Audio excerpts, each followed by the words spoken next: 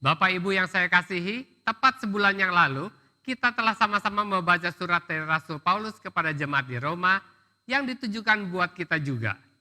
Orang-orang percaya yang hidup di akhir zaman. Dalam suratnya yang lalu, Paulus menceritakan bahwa intisari dari Injil yang diberitakannya adalah tentang kabar baik dari Tuhan dan tentang Tuhan. Kenapa Paulus menekankan hal ini?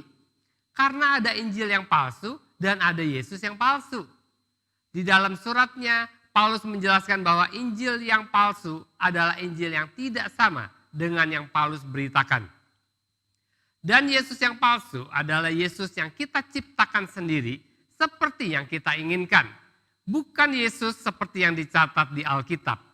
Dan kalau saudara ingat, kita baru membaca sebagian saja dari surat tersebut. Enak gak sih baca surat sebagian? Gak enak ya? Oleh sebab itu hari ini kita akan sama-sama melanjutkan membaca surat dari Rasul Paulus tersebut. Tetapi sebelumnya mari kita berdoa terlebih dahulu.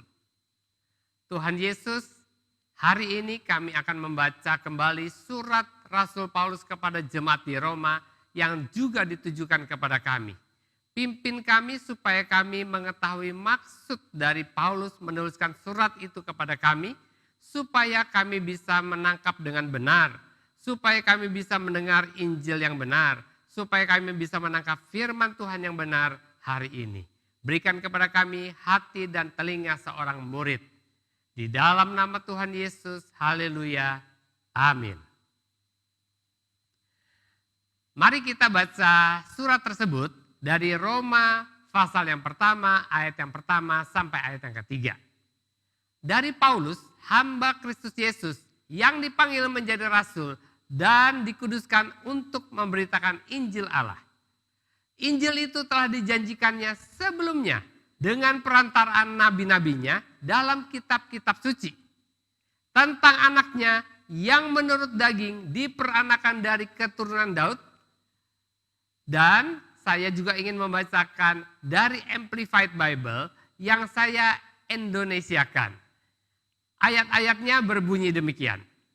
Dari Paulus, hamba Kristus Yesus, yaitu Mesias, yang dipanggil menjadi rasul atau utusan khusus, dan dipisahkan dan dikuduskan untuk berkhotbah, mengajar, dan memberitakan Injil, yaitu kabar baik dari dan tentang Allah. Injil itu telah dijanjikannya sebelumnya, sejak zaman dulu, dengan perantaraan nabi-nabinya dalam kitab-kitab suci. Injil itu adalah tentang anaknya yang menurut daging dalam wujud manusia diperanakan dari keturunan Daud. Dari ayat di atas dikatakan bahwa Paulus adalah rasul yang ditetapkan untuk menyampaikan Injil atau kabar baik dari Tuhan dan tentang Tuhan. Kalau Injil itu benar dari Tuhan dan tentang Tuhan, maka untuk mendapatkan gambaran yang benar, apa sebenarnya intisari dari Injil tersebut adalah penting bagi saudara dan saya untuk mengerti sifat dan karakter Allah yang sebenarnya. Amin. Injil yang diberitakan Paulus ini bukan sekedar pesan singkat atau SMS, tapi Injil ini tentang Tuhan. Itulah sebabnya hari ini kita akan melihat, belajar, dan mengerti apa esensi utama, sifat dasar yang membuat Tuhan betul-betul jadi Tuhan. Walaupun saya mempelajari hal ini dan mengalaminya secara pribadi, bukan berarti saya tahu semuanya. Belum. Tuhan itu tidak terbatas. Dia jauh lebih besar dari yang bisa kita bayangkan. Buat saya, dari pengetahuan dan pengalaman saya, Tuhan itu amat baik.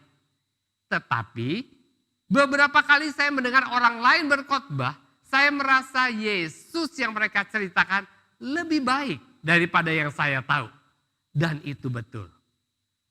Karena semakin saudara fokus kepada Tuhan, semakin saudara izinkan dia menyatakan dirinya kepada saudara, semakin dia kelihatan aslinya, semakin baik, semakin ajaib, semakin besar. Amin.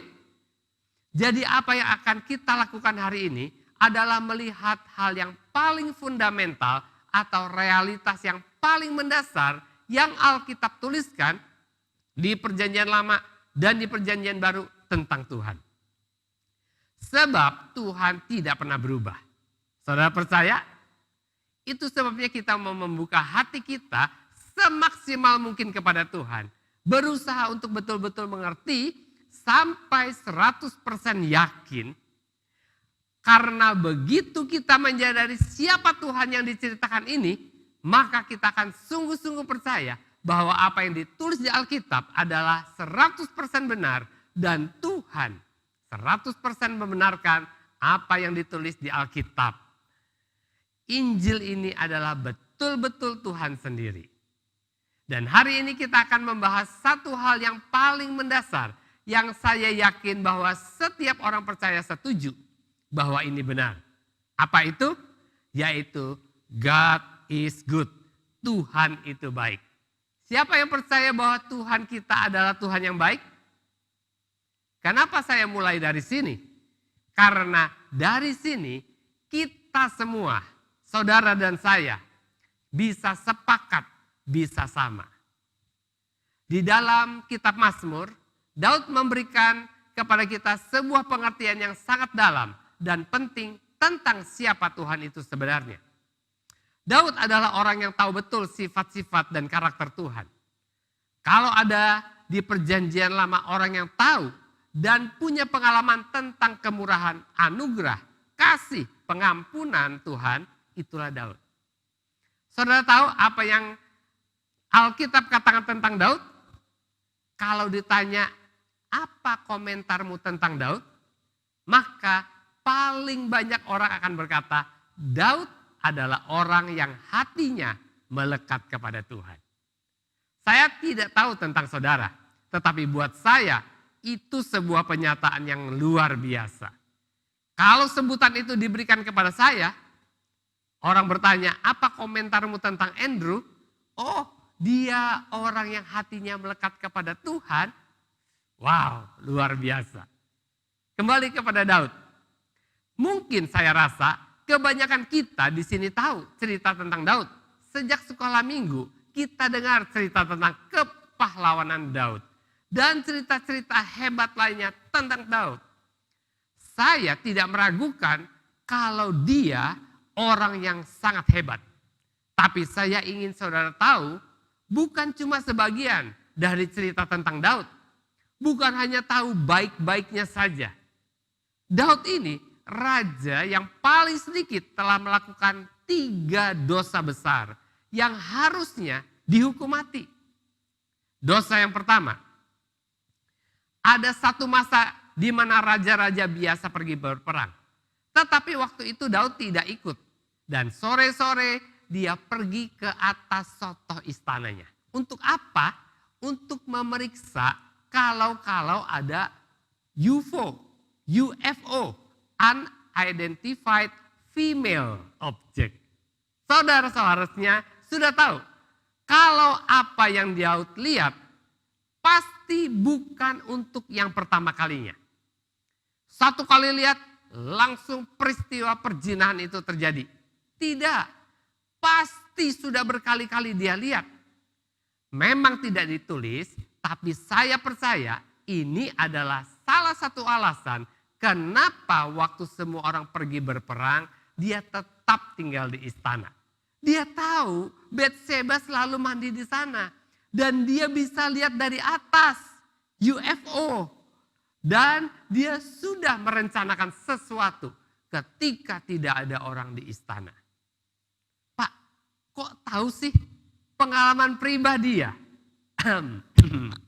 Ya, dulu saya pernah jadi orang nakal juga. Yang banyak akal busuknya. Tidak ada Superman di dunia. Semua orang kalau saatnya tepat, kondisinya memungkinkan, ada kesempatan, dia bisa lakukan apa saja. Jadi berhati-hatilah, jangan sombong, jangan sok hebat. Kembali ke Daud. Jadi saya yakin Daud sudah mempersiapkan semuanya. Dia tahu Bathsheba pasti ada, dia sudah lihat semuanya, dan semua skenario ini bukan muncul hanya satu kali. Tidak sengaja lihat, bukan. Dia sudah sering lihat dan dia tahu. Dia suka hal itu.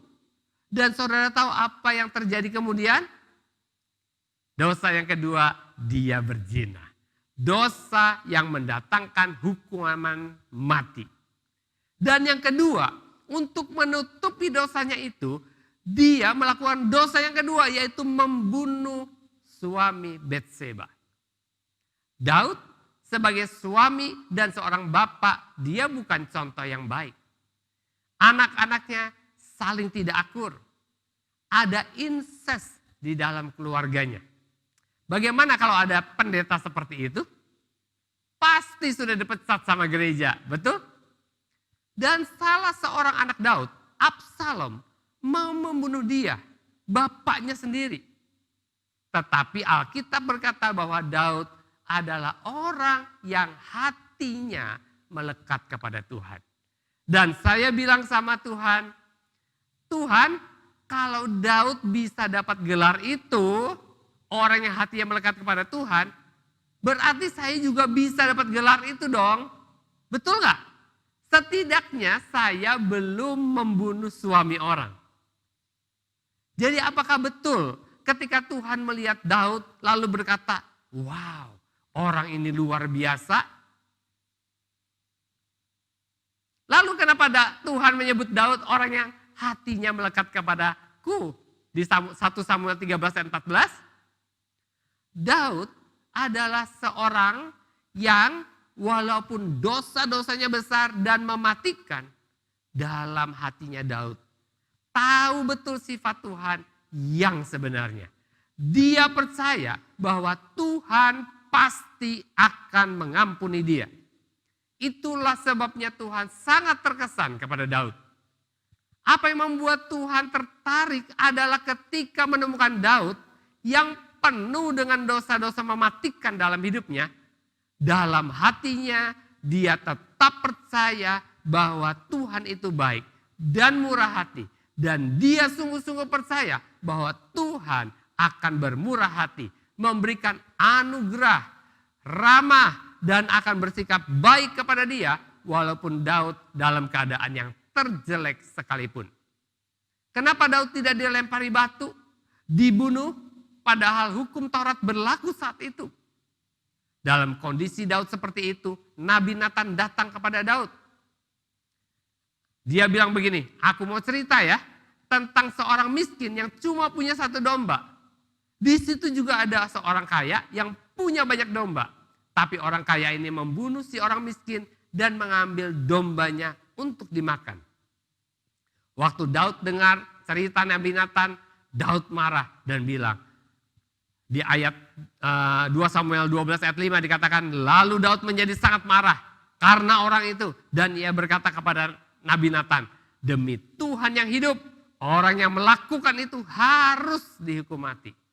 Lalu apa kata Nathan? Kamulah orang kaya itu. Dan ketika Daud ditegur, seketika itu juga Daud berkata di dalam Mazmur 41 ayat keempat, be merciful unto me, Lord. Kenapa? Karena Daud berharap Tuhan mengampuni dia, bukan membunuh dia. Padahal dia tahu hukum Taurat tidak bisa kompromi dengan pelanggaran. Dan Daud menulis di Mazmur 107 ayat 1, bersyukurlah kepada Tuhan sebab ia baik, bahwasanya untuk selama-lamanya kasih setianya. Daud tidak bilang sebab Tuhan bisa berbuat baik atau sebab Tuhan telah melakukan hal-hal yang baik. Perbuatan-perbuatannya yang baik, tidak. Dia menuliskan dengan satu kalimat yang sangat tepat, yaitu sebab ia baik. For he is good. Tuhan itu baik. God is good. Saya ingin jelaskan lebih dalam supaya saudara bisa mengerti kenapa ini luar biasa. Tapi kita baca dulu Mazmur 34 ayat 7 sampai 8. Dikatakan, malaikat Tuhan berkemah di sekeliling orang-orang yang takut akan dia, lalu meluputkan mereka. Kecaplah dan lihatlah betapa baiknya Tuhan itu. Berbahagialah orang yang berlindung padanya. Saya suka sekali penjelasan Daud di ayat ini. Kecaplah dan lihatlah. Siapa yang tahu arti kecaplah? Saya rasa kita bisa samakan kecaplah itu sama dengan suatu pengalaman. Jadi Daud mau mengatakan, aku mau kamu mengalami sendiri bahwa Tuhan itu baik. Kecaplah itu adalah pengalaman pribadi seseorang. Contoh ya, saya ini pecinta makanan India. Saya suka sekali bumbu-bumbunya. Bumbunya kuat, spicy. Dan favorit saya adalah makanan yang namanya masala dosa. Makanan nomor 4 terenak di Asia. Begitu makan, saya bisa langsung dengar malaikat bernyanyi, haleluya. Ya, saya lihat beberapa orang mulai ngeces, ngiler. Gimana kalau sesudah ini kita pulang langsung kita cari? Kalau saudara pernah coba, saudara seperti sedang merasakannya. Jadi Daud mau setiap kita merasakan dan melihat sendiri. Karena saya sudah merasakan dan melihat sendiri, maka tidak akan ada seorang pun, siapapun dia, bisa mempengaruhi saya supaya saya tidak suka makanan India.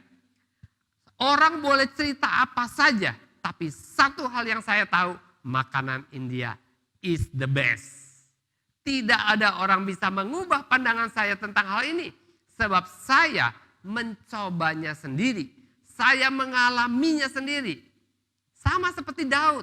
Dia menuliskan hal ini supaya kita bisa mengalami hal yang sama dengan Tuhan. Sehingga kita bisa mengecap kebaikannya. Saya tidak bawa makanan India ke sini. Tetapi lewat cerita saya ada gambaran di pikiran saudara. Dan cerita saya bisa mempengaruhi pikiran saudara. Sehingga air liur saudara mulai terpengaruh. Saya mulai merespon, saudara mulai merespon kepada cerita saya. Sama seperti Injil yang kita baca. Itulah caranya Alkitab bekerja. Itulah caranya firman Tuhan yang tertulis itu bekerja. Dan ayat tadi berkata, kecaplah dan lihatlah. Apakah artinya kita jilat Alkitab kita? Tentu bukan. Tapi dengan kita mempelajari Alkitab, kita mendengar kabar baik, kita jadi mengenal sifat-sifat Tuhan. Bahwa Tuhan itu baik dan Injil itu kabar baik. Dan saudara mendapat sebuah gambaran yang benar dan mengalaminya. Itu artinya mengecap dan melihat bahwa Tuhan itu baik. Saya akan kasih satu ilustrasi. Tiang mic. Siapa yang setuju ini tiang mic? Setuju? Kita sepakat ini tiang mic. Dan tiang mic ini dari logam. Oke? Daud bilang Tuhan itu baik. Bukan Tuhan bisa berbuat baik. Bukan Tuhan punya kebaikan. Tapi Tuhan itu baik. Dan seperti rumus matematika, Tuhan sama dengan baik. Oke? Nah, lihat. Tiang mic ini terbuat dari logam. Oke? Setuju? Kalau saya bilang ini tiang mic, siapa yang setuju? Kalau saya bilang ini logam, siapa yang setuju? Oke, dua-duanya benar. Nah, sekarang saya pergi 6 bulan ke luar negeri. Pesta pora seperti anak bungsu yang hilang yang ditulis di dalam Alkitab. Lalu dalam keadaan sangat berdosa, saya datang ke sini, lalu saya letakkan tangan saya di sini. Pertanyaannya, apakah saya menyentuh tiang mic? Ya. Apakah saya menyentuh logam? Ya. Oke, sekarang saya ganti skenario. Saya 6 bulan pergi ke Bukit Doa. Berdoa dan berpuasa. Doa 5 jam per hari. Baca Alkitab 10 kali bolak-balik. Mendengar suara Tuhan.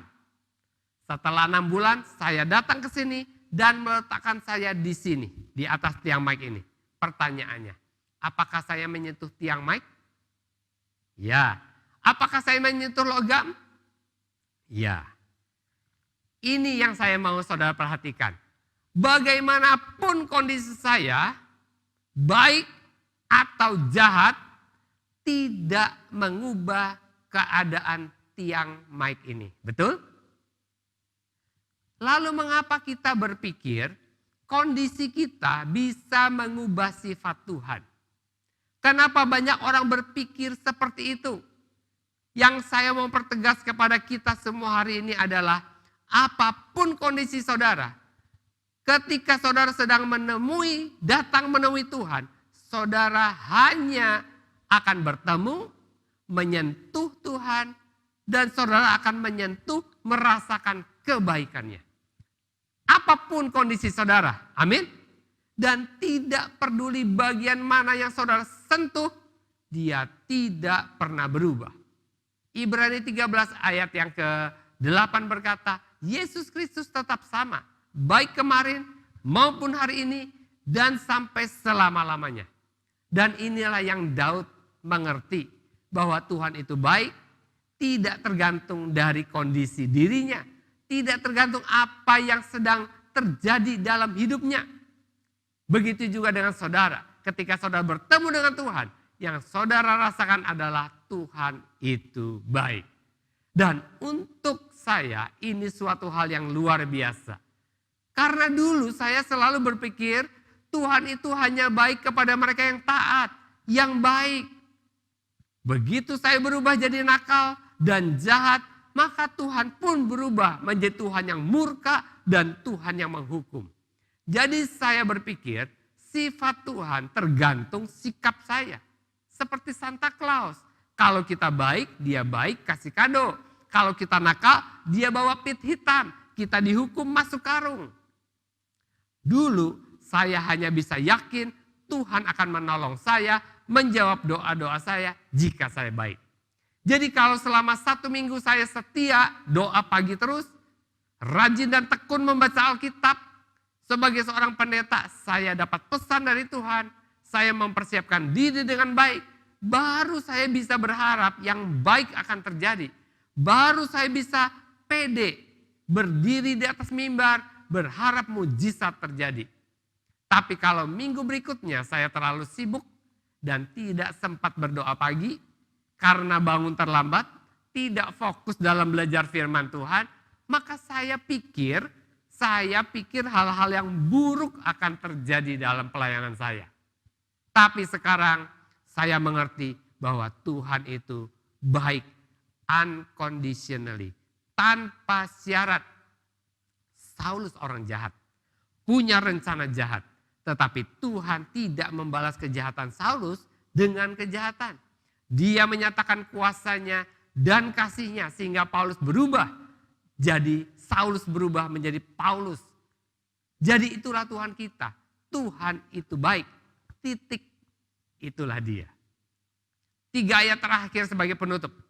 Kita akan baca Matius 12 ayat yang ke-35. Orang-orang yang baik mengeluarkan hal-hal yang baik dari perbendaharaannya yang baik. Dan orang yang jahat mengeluarkan hal-hal yang jahat dari perbendaharaannya yang jahat. Tuhan baik, dia selalu mengeluarkan yang baik dari dirinya. Tidak peduli keadaan kita. 1 Yohanes 1 ayat 5 berkata, dan inilah berita yang telah kami dengar dari dia. Dan yang kami sampaikan kepada kamu, Allah adalah terang dan di dalam dia sama sekali tidak ada kegelapan. Disambung dengan Efesus 5 ayat 9 berkata, karena terang hanya berbuahkan kebaikan dan keadilan dan kebenaran. Kalau ada orang yang berbuat jahat, lalu mengalami hal-hal yang tidak baik, itu bukan karena Tuhan tidak baik, tapi karena Tuhan adil. Dan dia mendidik orang-orang yang dikasihinya. Jadi kesimpulannya, seperti yang sudah saya sebutkan di awal, surat Paulus kepada jemaat di Roma, dan kepada kita juga, menyatakan dengan tegas, apa yang ditulis di Alkitab adalah 100% benar. Dan Tuhan 100% membenarkan apa yang ditulis di Alkitab. Injil ini adalah betul-betul Tuhan sendiri. Yaitu intisari Injil itu berisi kabar baik. Kedua, Yesus itu maha baik dan dia tidak pernah berubah. Jadi saya mendorong saudara untuk betul-betul percaya. Tidak ada keraguan sedikit pun untuk mengikuti, mentaati, dan melakukan semua yang ditulis di Alkitab kita ini. Saudara tidak akan pernah menyesal karena taat. Amin. Mari kita berdoa. Tuhan Yesus, terima kasih. Kami bangga sekali, kami bersyukur sekali punya Allah yang sangat baik. Dan Engkau selalu memberitakan kabar baik kepada kami. Oleh sebab itu Tuhan, aku berdoa sungguh-sungguh kepada setiap orang yang saat ini sedang menyaksikan program ini. Supaya mereka juga mengenal Tuhan yang benar. Mereka mendengar kabar baik dari firman Tuhan ini. Supaya mereka mengenal dan mengecap betapa baiknya Tuhan. Dan mereka menjadi taat kepada firman Tuhan. Karena mereka percaya bahwa firman Tuhan ini ditujukan untuk kebaikan mereka semua. Terima kasih Tuhan. Berkati setiap orang yang menyaksikan program ini. Supaya mereka juga seperti Daud. Hatinya melekat kepada Tuhan. Di dalam nama Tuhan Yesus kami sudah berdoa dan mengucap syukur. Haleluya. Amin. Tuhan Yesus memberkati kita semua. Kita berjumpa lagi minggu depan dalam ibadah online.